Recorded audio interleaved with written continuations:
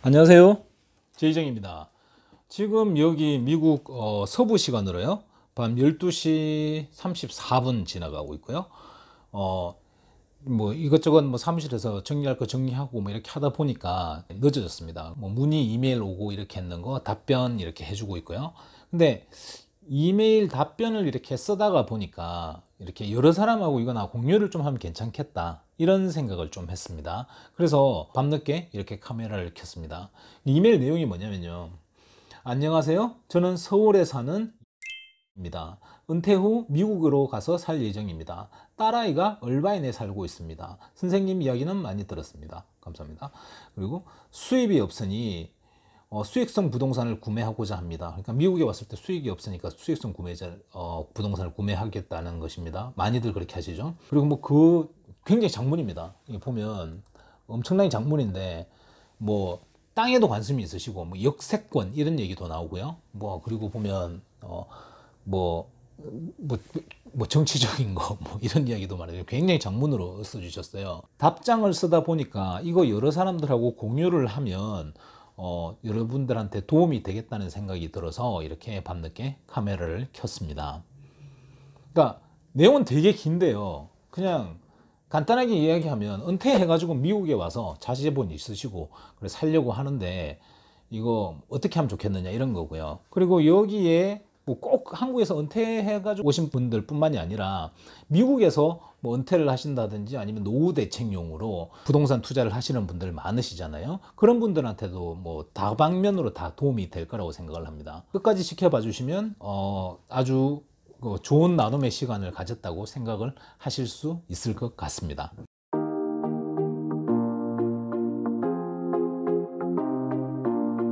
은퇴하고 노후 대책으로, 그러니까 목적 자체가 노후 대책으로 해가지고 부동산 투자를 하면 안 되는 거 5가지 간추려서 설명을 드리겠습니다. 첫 번째는 땅입니다. 이 한국에서 오시는 분들 같은 경우 특히 땅에 대해서 대단히 많이 물어보세요. 뭐 미국에 계신 분들도 마찬가지인데 미국에 계신 분들 중에서도 특히 경험이 없으신 분들이 땅에 대해서 많이 물어보세요.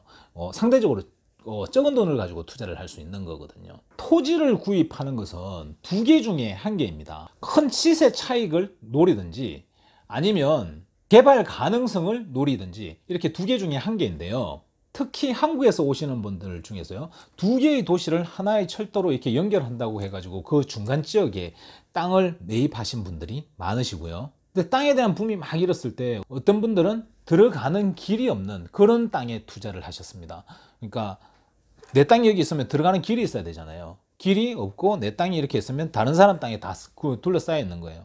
뭐 헬리콥터를 타고 들어가든지 뭐 날라 들어가든지 이렇게 그냥 들어갔다 그러면 이제 트레스패싱이 되는 거죠. 그러니까 침입이 되는 거죠, 침입이.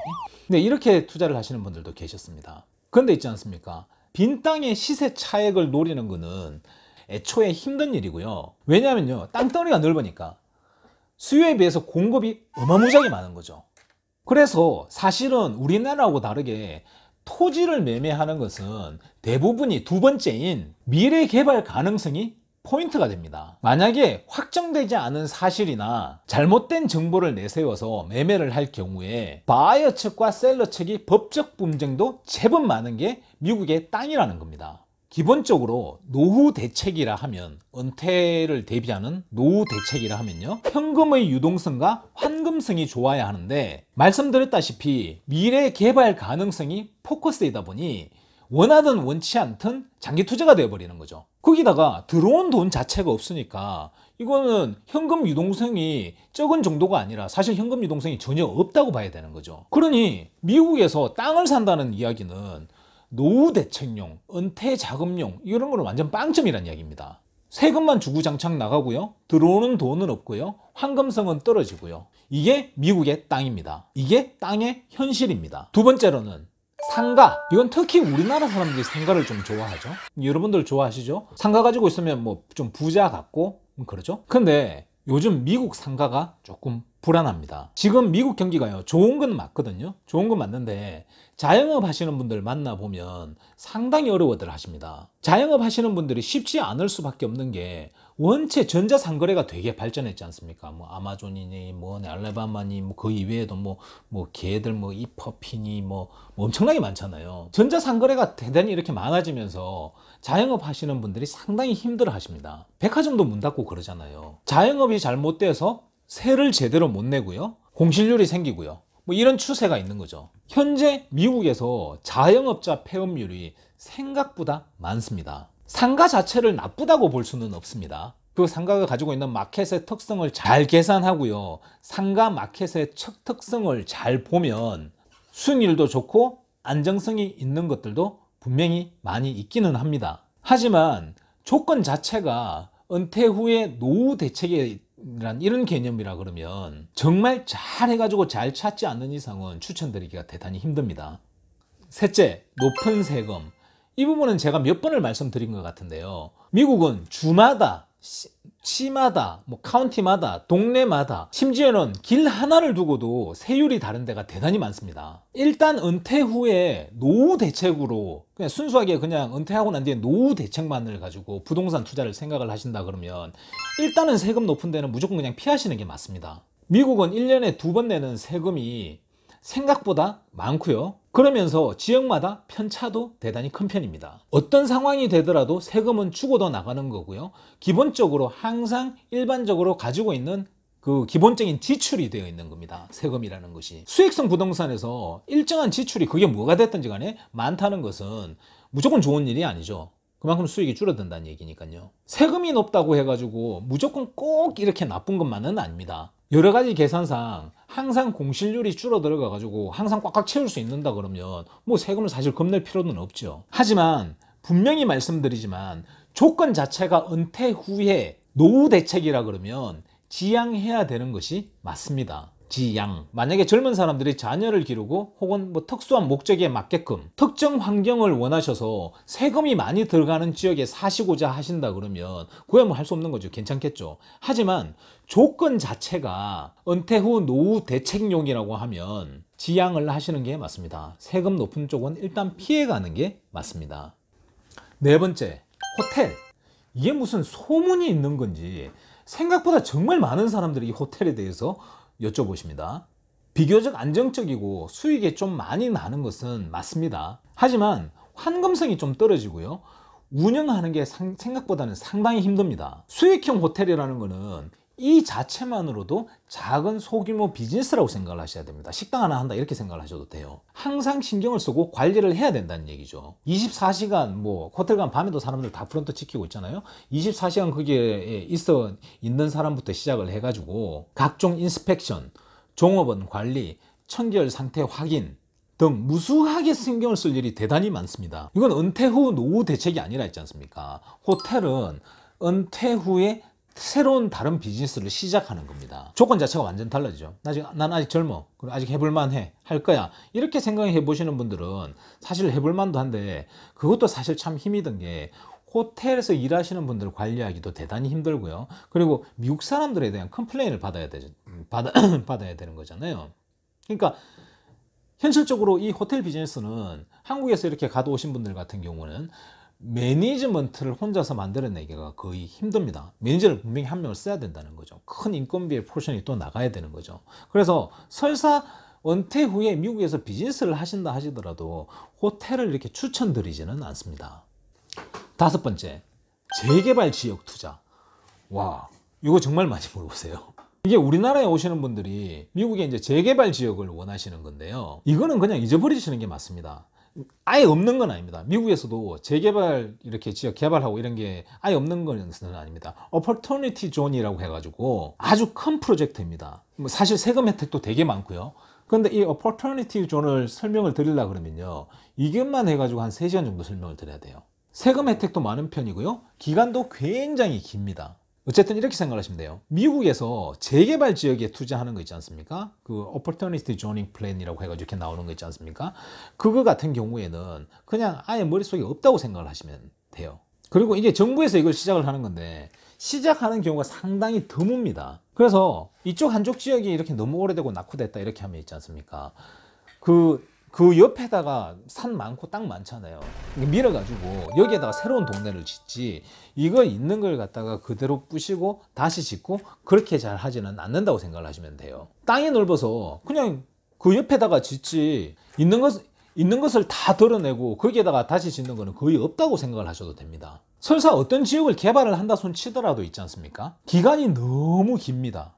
그리고 돈의 환급성이 너무 떨어지는 거죠. 다시 얘기해서 그거는 은퇴 후에 노후 대책용으로 투자를 할 거는 아니라는 거죠. 뭐 자식들을 위해서, 혹은 젊은 사람들 한 30대 정도 되는 사람들 있지 않습니까? 뭐 집을 사기도 애매하고 모당하기도 애매하고 목돈이 어느 정도 있는데 그 집어 던져 놓자 이렇게 해가지고 그쪽 개발자 쪽에다가 투자를 해가지고 뭐 10년이고 20년이고 주구장창 기다리는 뭐 그런 거면 모르겠는데, 은퇴하고 난 뒤에 이렇게 저한테 이메일 보내주신 분처럼 은퇴하고 난 뒤에 노후 대책용으로는 적당하지는 않습니다. 기본적으로 50세 이상 넘어가시고 연세가 좀 있으신 분들 같은 경우에는 잘 모르는 분야는 투자를 좀 안 하시는 게 맞을 수도 있습니다. 지금까지 설명드린 거는 미국에서 은퇴하시든지 한국에서 은퇴하시든지 상관없이 이렇게 은퇴하신 분들 노후 대책용으로 가장 많이 찾는데 가장 조심해야 될 거 5가지 제가 지금까지 알려드렸고요. 그리고 한국에서 은퇴해가지고 이렇게 미국 쪽으로 오신 분들 중에서 조심해야 될 부분 제가 5가지 따로 알려드리겠습니다. 은퇴를 하시면서 노후 대책용으로 부동산을 투자를 하시는 분들은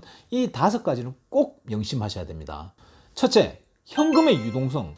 이렇게 연세가 어느 정도 있으시고 은퇴를 하시고 이렇게 했을 때는 먼틀리 들어오는 거, 그냥 달달이 들어오는 거 있지 않습니까? 현금의 유동성이 무엇보다도 중요합니다. 돈이 묶여 있으면 안 된다는 거죠. 둘째, 황금성. 가령 만약에 되게 급한 일이 있어가지고 이렇게 이걸 돈을 많이 하려나 그러면 이렇게 급하게 조금 싸게 해가지고 내놓으면 빨리 팔릴 수 있는, 이게 중요하고요. 그리고 세 번째, 차액에 대한 생각을 너무 많이 하지 마십시오. 제 생각에는 이게 세대가 그래서 그런데 지금 50대, 60대 계시는 분들 같은 경우에는 그 차액 실현의 재미를 쏠쏠하게 많이 보신 분들이란 말이에요. 그래서 차액 수익을 상당히 신경을 많이 쓰시는데요. 은퇴 후 노후 대책용으로 부동산 투자를 하시는 분 같은 경우에는 차액 실현은 잊어버리시고요. 지금 현재 현금의 유동성, 그러니까 현재 돌아가는 상황을 먼저 봐야 합니다. 넷째, 주마다 다른 부동산 법.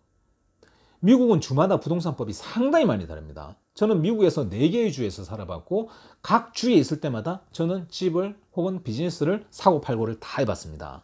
주마다, 카운티마다 이렇게 부동산법이 다른 부분을 꼭 인지를 하셔야 됩니다. 한국에서 부동산 투자를 해가지고 성공을 하신 분들은 보통 미국 쪽의 부동산에도 대단한 자신감을 가지시고 이렇게 굉장히 공격적으로 투자를 하시거든요. 근데 너무 자신하는 게 좋지 않습니다. 미국과 한국은 완전 다르다는 점.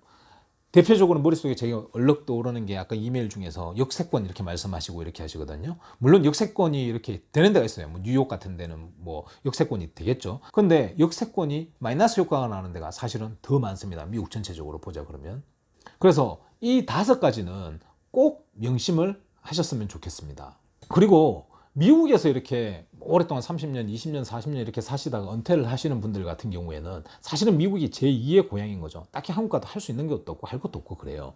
그러니까 사실 미국에서 은퇴를 하시는 분들은 미국에다가 은퇴용 수익성 부동산을 만드는 게 맞기는 한데, 저한테 연락 주신 분 같이 한국에서 쭉 사시다가 한국에서 은퇴하고 이제 미국 쪽으로 이제 오시면서 한국 걸 처분하고 이쪽으로 오시는 분들 같은 경우에는 한 번 더 심사숙고 해보십시오.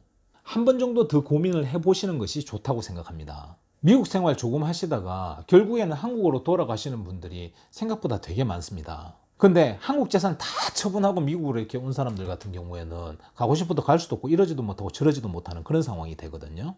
어떤 분들은 한국이 경제적, 정치적으로 불안정하기 때문에 외국 쪽으로 투자를 한다는 분들이 요즘 들어서 부쩍 많으십니다.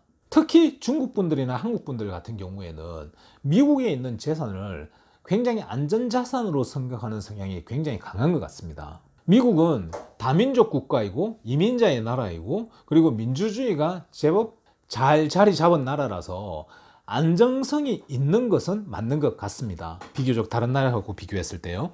하지만 여기에서 영주권 시민권을 가지고 여기 사시는 분들 같은 경우에 사는 게 그렇게 녹록하지는 않습니다. 밖에서 보이는 것처럼. 아무리 따님이지만 미국에서 한국처럼 같이 살기는 서로 굉장히 부담스러울 수도 있습니다. 그 부분 잘 알아보시고 결정하시는 것이 좋을 것 같습니다. 그리고 다음 시간에는 은퇴 후에는 그러면 어떤 부동산에 투자를 해야 되느냐, 이 부분에 대해서 설명을 좀 드리겠습니다. 거듭 말씀드리지만 제가 아까 말씀드렸던 거 있지 않습니까? 현금의 유동성, 황금성, 그리고 차액의 수익을 버리고 지금 현재 돌아가는 부분을 제대로 파악을 하는 게 무엇보다도 중요합니다.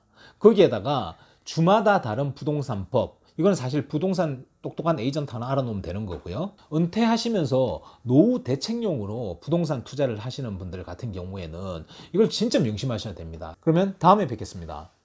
도움이 되셨으면 좋겠습니다. 감사합니다.